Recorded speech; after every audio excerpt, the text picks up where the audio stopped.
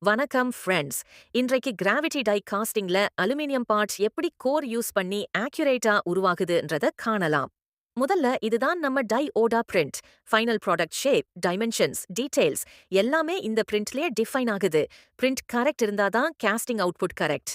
அதுக்கப்புறமா இந்த பிரிண்ட்டுக்கு மேட்ச் ஆகிற கோர் இன்சர்ட் பண்றோம். கோர் தான் பார்ட் உள்ள இருக்கும் ஹாலோ ஏரியாஸ், இன்டர்னல் ப்ரொஃபைல்ஸ் எல்லாத்தையும் டிசைட் பண்ணும். கோர் அலைன்மெண்ட் கரெக்ட் இல்லனா காஸ்டிங் டைரக்டா ரிஜெக்ட். கோர் ப்ராப்பரா சீட் ஆனதும் டை க்ளோஸ். கேப் இல்லாம க்ளோஸ் ஆனாதான் மோல்டன் அலுமினியம் ஸ்மூத்தா ஃபில் ஆகும், டிஃபெக்ட்ஸ் கண்ட்ரோல் ஆகும். இப்ப மெல்ட் ஆன அலுமினியம் ரிக்வயர்ட் டெம்பரேச்சர் வந்ததும் டைக்குள்ள போர் பண்றோம். Gravity fill method metal naturally cavity fill பண்ணும். சில வினாடிகளில் அலுமினியம் சோலிடிஃபை ஆகிடும். டை ஓபன் பண்ணி காஸ்டிங் எடுக்கிறோம். கோர் ரிமூவ் பண்ணினா ஃபைனல் அலுமினியம் காஸ்டிங் ரெடி. இதுதான் எங்களோட gravity die casting process. Precision, accuracy, consistency. இதுவே கேஎஸ் மெட்டல் ஒர்க்ஸ் ஸ்டாண்டர்ட். இதே மாதிரி ரியல் மேனுஃபேக்சரிங் கான்டென்ட் வேண்டும்னா சேனலை சப்ஸ்கிரைப் பண்ணி வச்சுக்கோங்க. பார்ட் 2